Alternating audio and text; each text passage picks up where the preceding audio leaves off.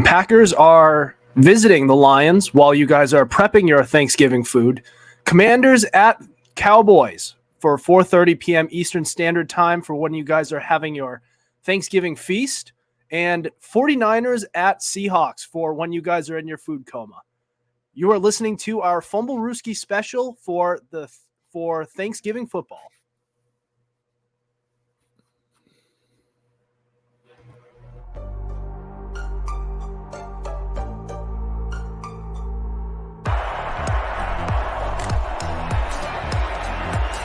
Here's Edelman broken up, and the pass is no sign yet. Edelman comes down with a football. They're saying it's a catch. This is caught. Diggs! Sideline! Touchdown! Unbelievable! Swings it way down the field to Watkins. Sammy Watkins for the touchdown.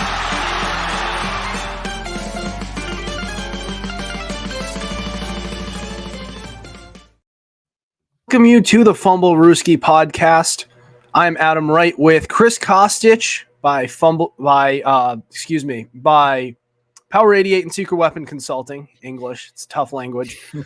Happy Thanksgiving, guys.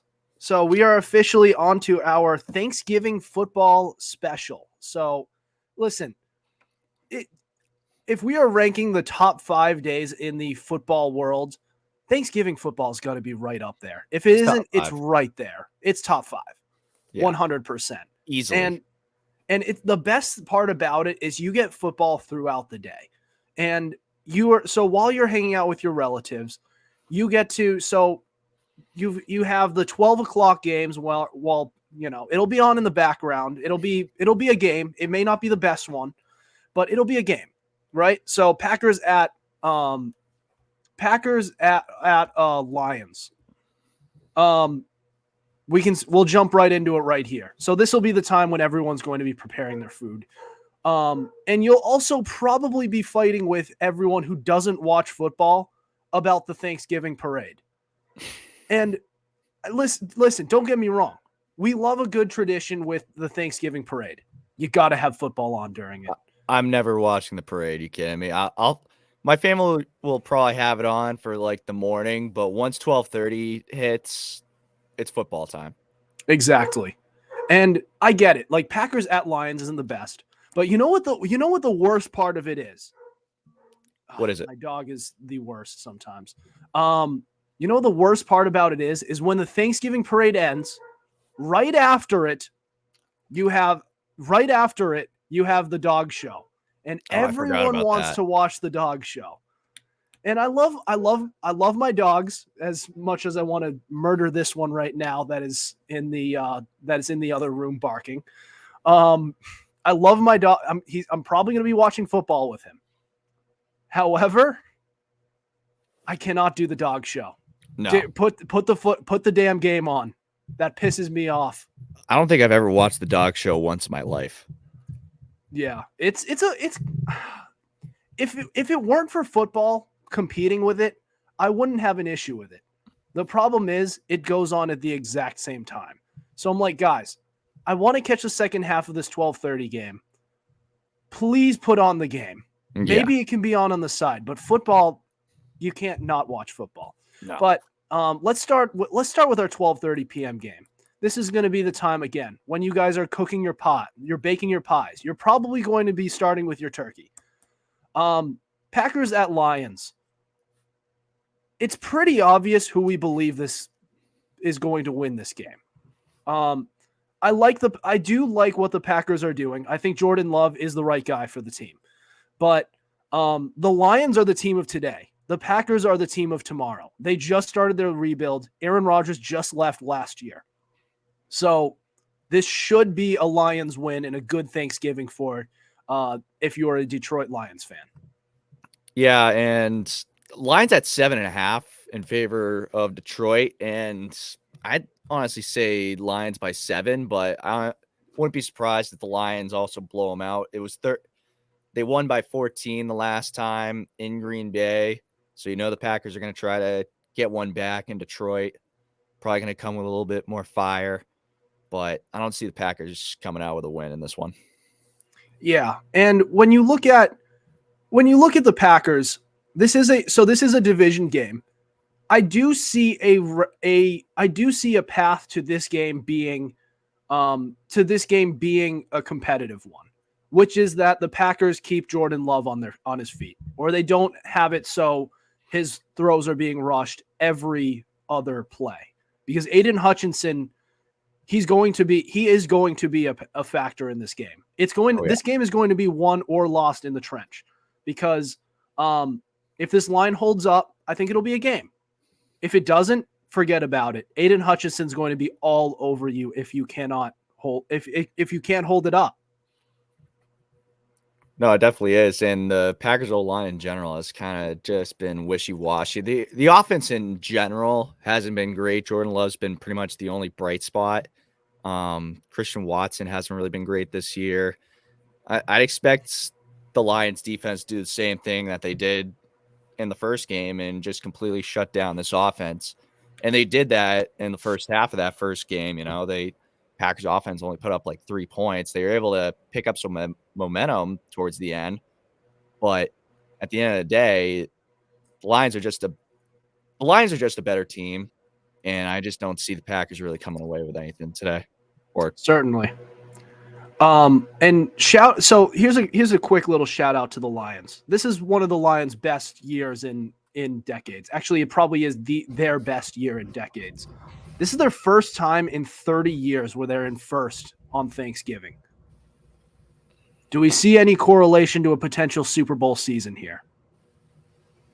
I would hope so. I mean, the Lions are definitely Super Bowl contenders, or could be Super Bowl contenders.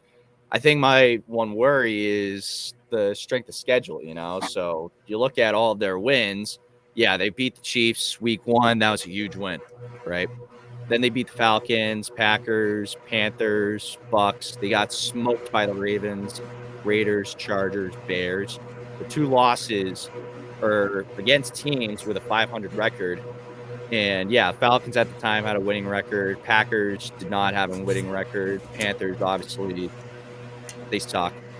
Buccaneers, they're average. They're kind of in that little 500 range. The Ravens are obviously top seed in the AFC.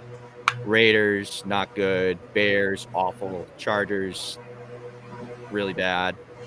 And then the rest of the way, too. I mean, the only games they have coming up after this Packers game that are against teams with a over 500 record are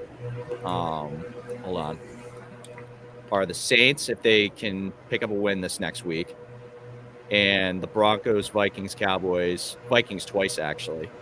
And they should probably handle the Vikings pretty easily, but their two toughest matchups, if the Broncos can keep their momentum, it's going to end up being the Cowboys and the Broncos. Yeah. So we'll see how the Lions do the rest of the way in that sense, but the strength of the schedule, it's also the same thing that we were saying with the Dolphins and the Eagles, was their strength of schedule and how that was a bit of a problem. And I'm worried that for the Lions could turn out to be the same thing, and maybe the youth of the team is probably going to come back and bite them. Yeah, and so the Lions definitely have one of the easier schedules remaining. I mean, now that did they have the Bengals on their schedule? I don't believe they did. No, they didn't. They don't. So pulling up their schedule, their remaining schedule, it's very easy. Yeah. I would say the toughest one they have is against the Cowboys. And honestly, this game should be played today. Yeah. Like, especially since that is such a tradition, and now these teams are actually really good. They should have been playing today. But yeah. I digress. All right. We're going to move on to the 4:30 game, 4:30 p.m. Eastern Standard Time. Commanders at Cowboys. So that's next. This is the Fumblerooski Thanksgiving special.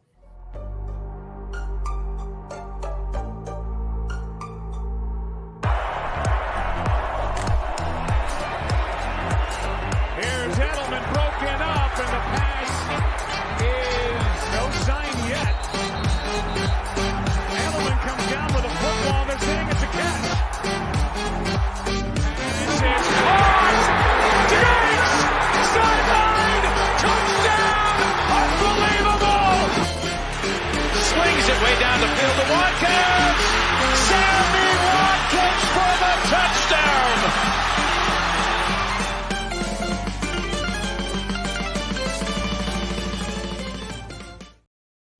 Welcome back to the Fumblerooski podcast on this Thanksgiving Day special. So Adam, real quick, what's for up? Ian Rappaport, back to that. Only bringing this up just because we got done talking about Packers-Lions. Packers have placed tight end Luke Musgrave and running back Emmanuel Wilson on IR. James Robinson and wide receiver Bo Melton are getting moved to the 53-man roster. Holy crap. And that's obviously in response to Aaron Jones not playing tomorrow. Right. And yeah. And as if we didn't have enough reason to pick the Lions, this pretty much is the cherry on top. But divisional games, division teams always play up to their competition when it's a divisional game, especially when the team they are facing is better than them. They say, we may be your little brothers, but let me show you how tough I'm going to make it on you. So we'll see. We'll see what happens, but I'm still taking the Lions, and they're probably going to win by a couple scores. If it's an upset, that's probably the biggest story of Thanksgiving. Doesn't matter what happens in these next two games. But speaking of potential upsets, Commanders at Cowboys, 4:30 p.m. Eastern Standard Time. This will be a game where if you're on the East Coast, you're probably going to be eating your having your Thanksgiving feast. If you're on the West Coast, though, you're probably still preparing your food. And this is also going back to our last game. You'll either not be up if you're on the West Coast, or you'll be up working out. That is something I highly recommend, because you eat the amount that you end up eating. That's going to be let me tell you something though, bro. Today, you realize today's Wednesday, the Wednesday before Thanksgiving. I ain't doing nothing on Thanksgiving morning. You're not going to work out? No. Why wouldn't you? Because today's Wednesday. You realize what happens on the Thanksgiving Eve? What happens on? People get hammered on Thanksgiving Eve. Okay. All right. If you want to do that, then that's fine. I actually never heard about that. How have you not heard about that? On the Thanksgiving Eve? That's like the thing to do if you're our age. I guess. Maybe I'm old fashioned. I guess you are old fashioned. I guess. I'd be doing that. I'm only a year older than you. True. But True. yeah. If you're gonna do that, then that's fine. That's okay. I'm just saying, like, you might not be awake yet. You may also be exercising and being like, holy shit. Excuse my language. Excuse my language. I need to work out because all that turkey, the stuffing, the mashed potatoes. If you don't want to work out, that's fine. That's fine. I'm probably it's the whole point of Thanksgiving is that you're getting yourself fat. That's the whole point. Well, you could also make it go to the right places. I like to exercise. I like to lift. So all that turkey, I'd love to turn into muscle. That's what I'd like to do. I did legs today. And let me tell you, before I get back to my main point before I get to my main point about Thanksgiving food and about Thanksgiving in general. So everyone talks about the New Year, New Me people going to the gym. Let me tell you about those people on Thanksgiving who are like, holy crap, I'm going to be eating a lot of food, so I better go and exercise. Today, it took me 15 minutes just to get to the squat rack because there were two people who were waiting in front of me. Jeez. It was insane. You might as well have been like, hey, can I fit in a set right now? I mean, I wanted to, but at that point. I asked the second person, but he didn't even know what it meant. So I said, you know what? Just take your time. I'll find other things to do. I went to the machines first. That dude's a bozo for not knowing what you're talking about, unless he knew what he was doing. But that's what I'm saying. Like, all the people who don't know what they're doing, people always talk about the New Year, New Me people. The Thanksgiving time people, whether that be the Wednesday before, that morning, which most gyms aren't open at that point, or the Friday afterwards on Black Friday. Ooh, dude, let me tell you, the gym is packed then too, because everyone is thinking, I'm about to eat a lot of food. All right. So let's get to Commanders at Cowboys.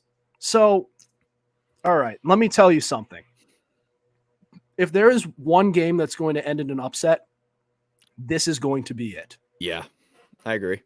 And it's just because of the way the Cowboys are in against teams that they should beat, and also by the way the Commanders almost always this season play up to their competition. They danced with the 9-1 Eagles twice. They didn't win either of those games, but they danced with them. How are they supposed to do against the Cowboys, the other division rivals, the ones who actually do choke games away?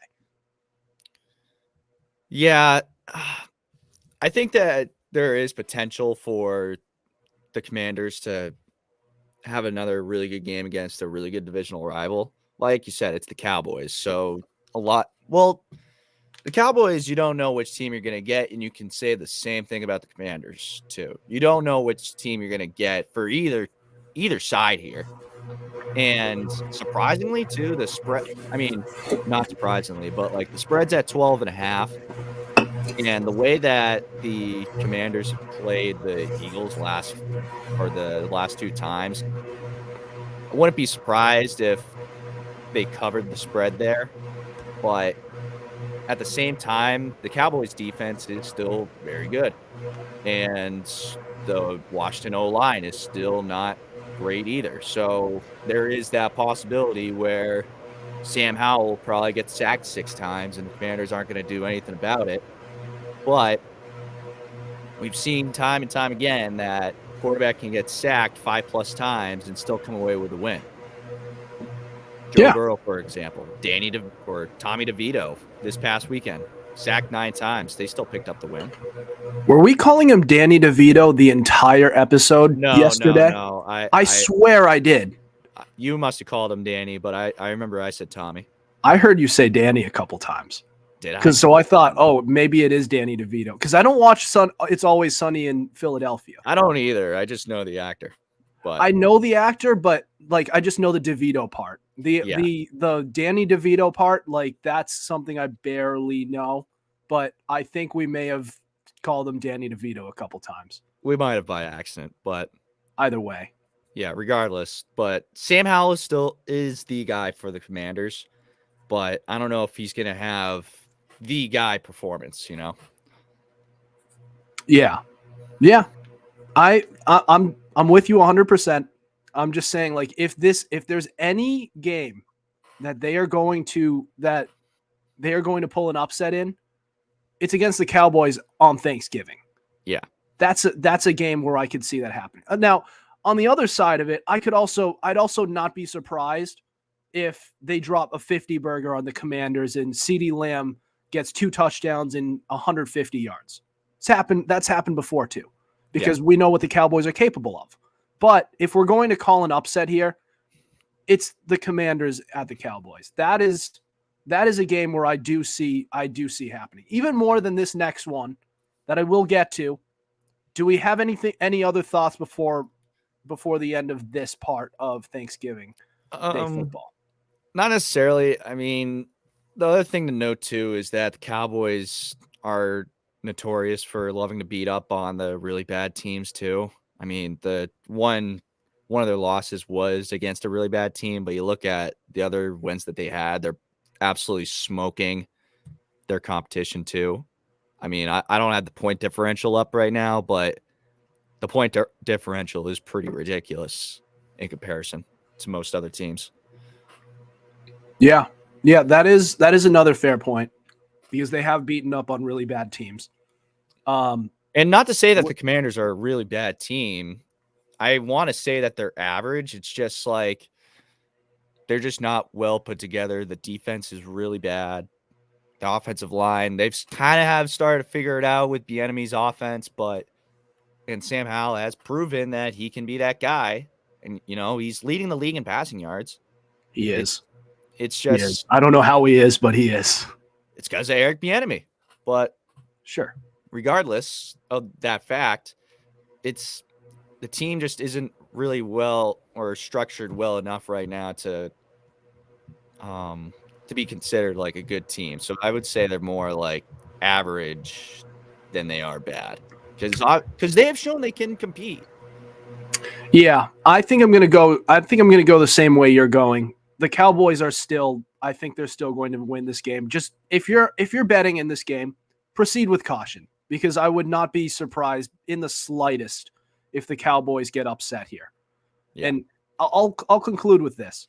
Isn't it such a weird, two weird stats to be leading in, both being in times being sacked and passing yards? It is. That's such a weird combo. I feel like those should not go hand in hand. Unless you're holding the ball too long, which I guess that's a way it can. But is he still the most sacked quarterback? I'm pretty sure he is. Oh yeah, no, he is. Yeah, he is by a mile. Like he's on pace to be sacked the most in a single season by any quarterback, I believe. He's been sacked 51 times. The next closest guy is Zach Wilson, who's been sacked 38 times. We'll point the statistic out at the during next segment, but during the break, look up who was the most sacked quarterback in 2022. I want to know this. All right, probably Daniel Jones for all I know, but but like how much? Because if he's been sacked 51 times, I'm pretty sure that's the same amount like the next best guy was sacked last year in all during all season. All right, next we got our primetime matchup. 49ers at Seahawks. Who's going to win that game? We leaked the game script next. This is the Fumblerooski podcast.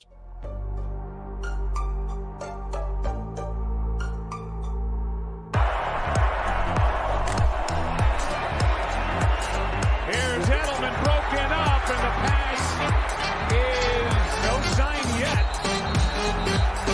Edelman comes down with a football. They're saying it's a catch.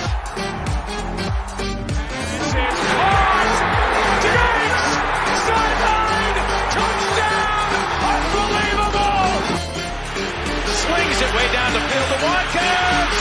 Sammy Watkins for the touchdown.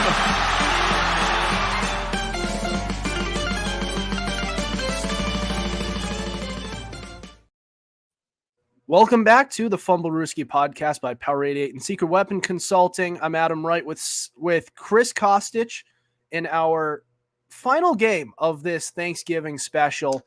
Real quick though, Chris, did you have the lead sack guy for 2022?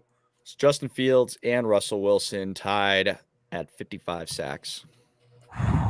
Yeah, so Sam Howell is going to crush that at 51. Yeah, barely over halfway through the season, and he's got almost as many sacks as those two did last year. So he could be sacked 100 times this year. That's a real possibility if it gets worse. Yeah, I want to go that far. I'd say like 70 maybe. Yeah, 80. if he's not dead before then. Yeah.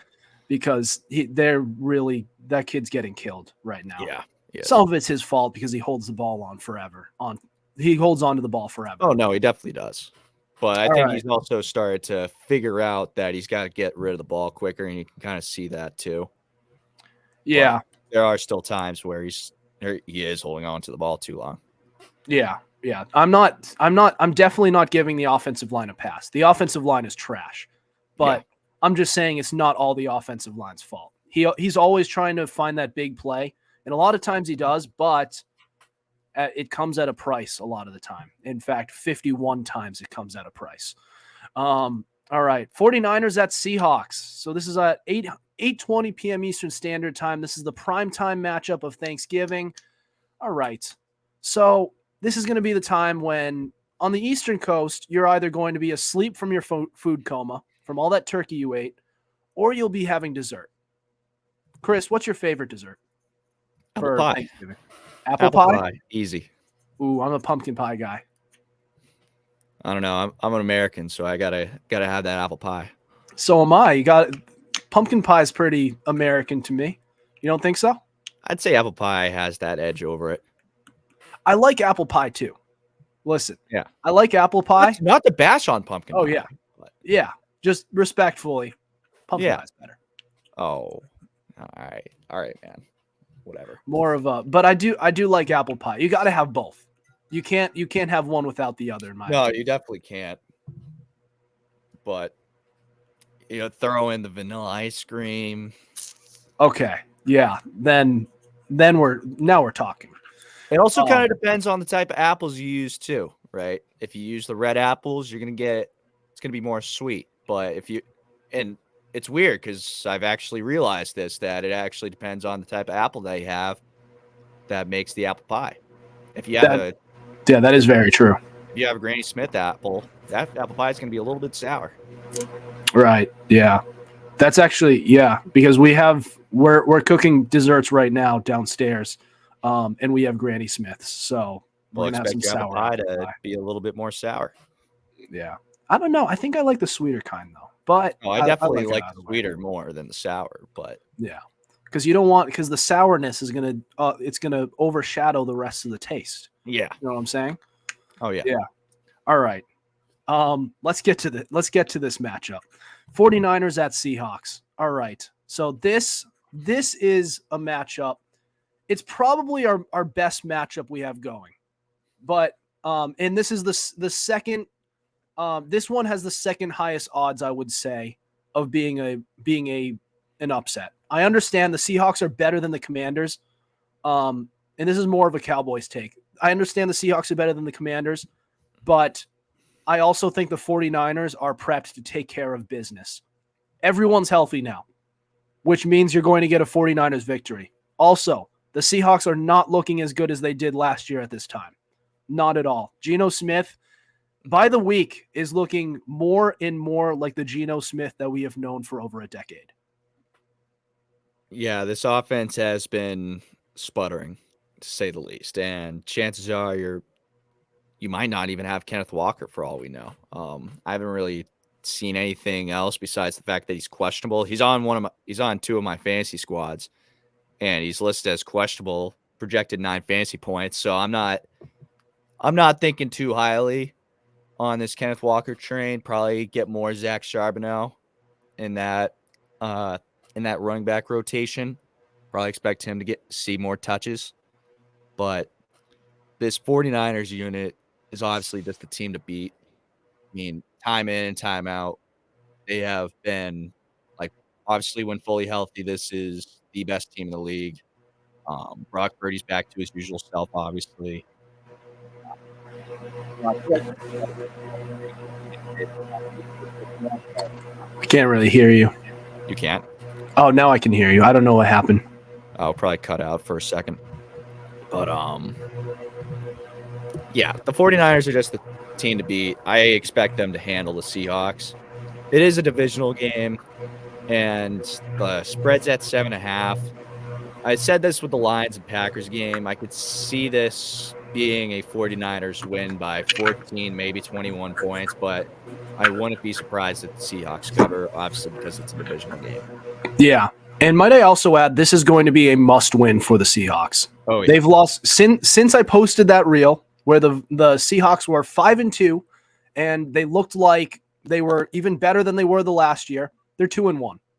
2-1 since then. They are now 6. Are they 6-4 or 5-4? 6-4. 6-4. If they lose this game, 6-5, and they could potentially miss the playoffs. So that's something to look out for.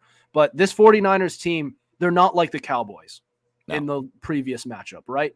They're a team that if they are head and shoulders better than you, then they will beat you. And they're better than the Seahawks this year.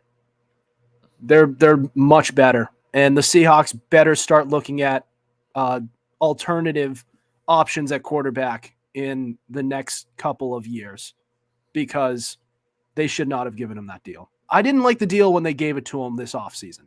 One season does not a great quarterback make. And we're seeing that it was a one-off. He might be okay, but I'm still not loving it for them. So I think we're both in agreement where we have 49ers. But real quick, before we end the show, give me your favorite dish for Thanksgiving. Favorite dish for Thanksgiving? Gotta pick one. Jeez. All right, I'm gonna go for one on each side of the family. So my mom's side, we do chicken and turkey and dumplings. So I'm gonna have to go with the turkey and dumplings for my mom's side. because the dumplings is just like it's a family recipe, long time tradition, like handmade dumpling. Like you start from scratch. That's sick. Yeah.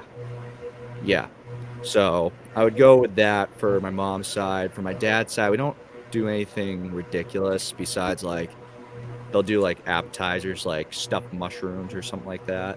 That's usually really cool. That's a good one. It is.